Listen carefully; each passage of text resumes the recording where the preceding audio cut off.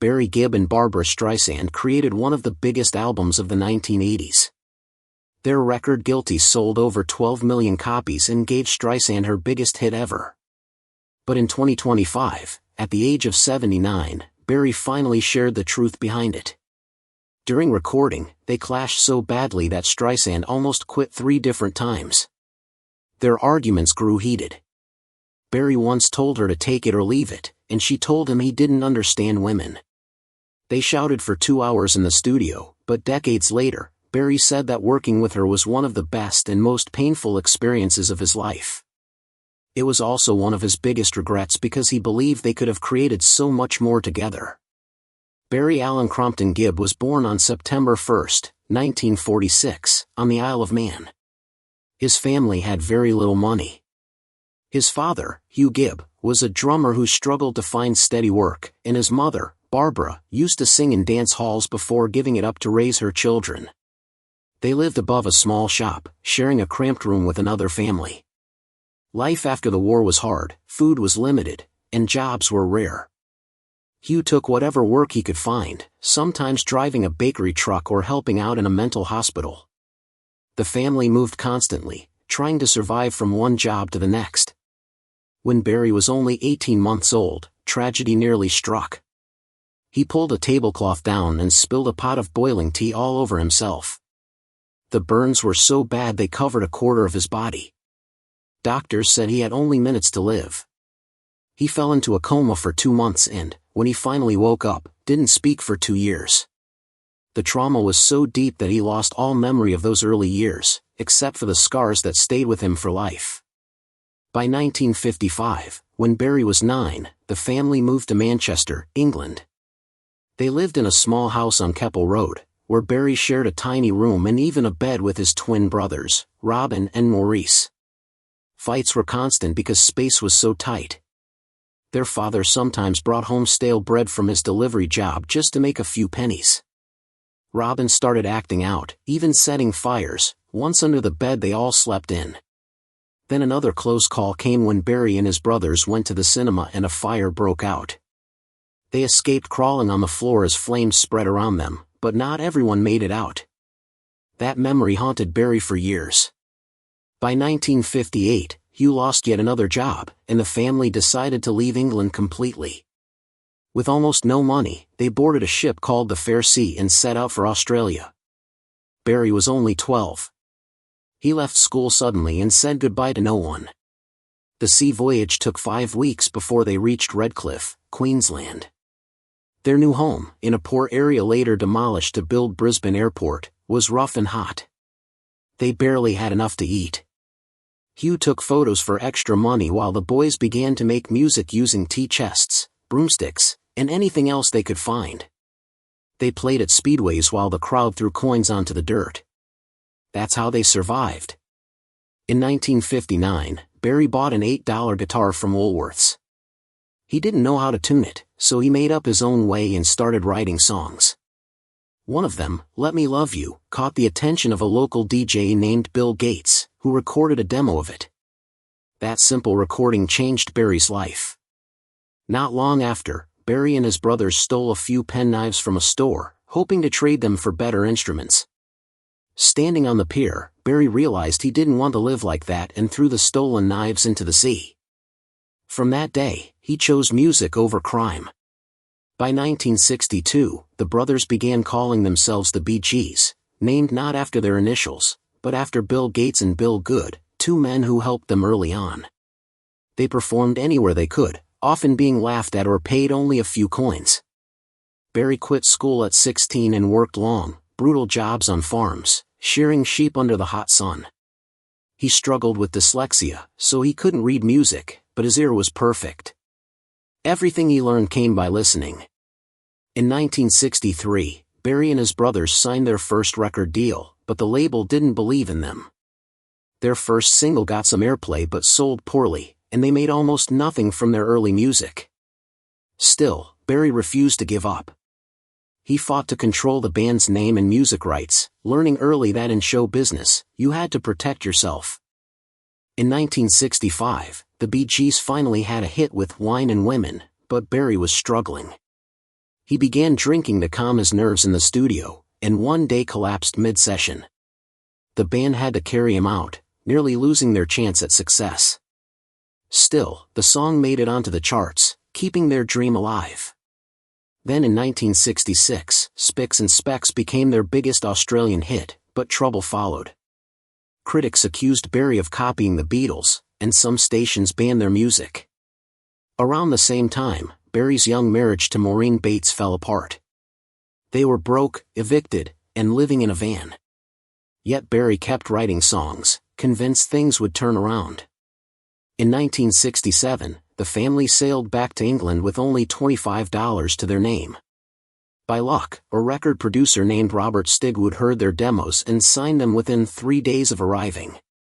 Their song New York Mining Disaster 1941 was cleverly marketed as a mystery Beatles track, fooling DJs and skyrocketing their popularity. Even George Harrison bought a copy, thinking it was his own band. By 1968, fame came quickly, but so did conflict. Barry began to feel jealous of Robin's unique voice and Morris's musical skills. Their fights grew bitter, and when their manager picked one of Barry's songs over Robin's for release, Robin quit the group. Barry tried to replace him, but the plan failed, and their relationship suffered deeply. In the late 1960s, Barry's private life also made headlines. Maurice married singer Lulu, but rumors spread that Barry had an affair with her soon after. The tabloids tore him apart, painting him as selfish and manipulative. The scandal hurt their reputation and sales. By the early 1970s, Barry was drinking heavily and using cocaine to cope with stress. He later said the band relied on drugs and alcohol to function, and it nearly destroyed them. Despite it all, the Bee Gees bounced back with hits like How Can You Mend a Broken Heart in 1971, which was inspired by Barry's failed marriage. But their next few albums didn't do well, and by 1973 they were broke again. Barry even pawned his guitar for food. Then in 1975, while recording Nights on Broadway, producer Arif Mardin asked if anyone could scream in tune. Barry tried and discovered his falsetto, the high voice that became the Bee Gees' trademark sound. It saved their career. Their biggest moment came with the Saturday Night Fever soundtrack in 1977.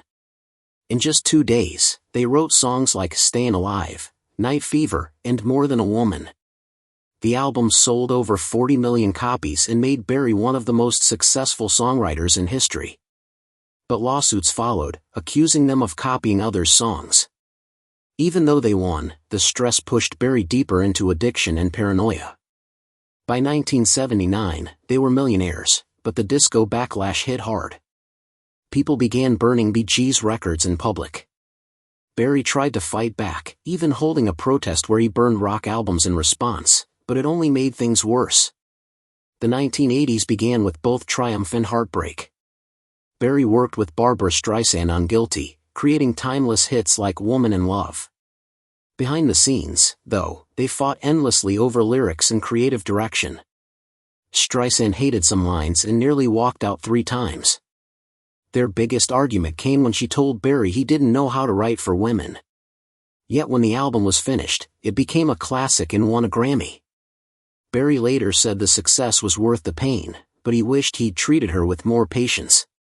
Soon after, Barry produced Kenny Rogers' album Eyes That See in the Dark, but their friendship ended in a lawsuit after Rogers accused Barry of hiding royalties.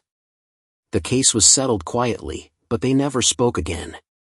Tragedy returned when Barry's youngest brother, Andy Gibb, died at only 30 from heart problems linked to drug abuse. Barry blamed himself for not helping him sooner. Later, Maurice died suddenly in 2003, and Robin passed away from cancer in 2012. Barry said losing his brothers left him feeling empty, like part of him had died each time. Through it all, Barry kept making music. His 1984 solo album Now Voyager cost millions and failed commercially. He admitted he'd overworked himself, recording some songs up to 15 times.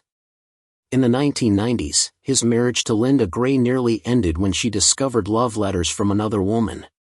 For 6 months they were separated, and divorce seemed certain, but counseling saved their marriage. Barry later said Linda saved his life. In 1997, the Bee Gees were inducted into the Rock and Roll Hall of Fame. Barry performed despite being in terrible pain from arthritis, refusing to miss the event even though doctors advised him not to go. His 2014 Mythology tour was a massive success, but during one show in Australia, he collapsed from vertigo caused by years of loud concerts. Doctors told him to retire, but he continued performing with help from his son Stephen and niece Samantha. In 2021, Barry released Greenfields, the Gibb brothers' songbook, collaborating with artists like Dolly Parton and Keith Urban. The album went to #1 in Australia, making him the oldest artist ever to achieve that. But behind the scenes, he battled Lyme disease, which caused fatigue and pain.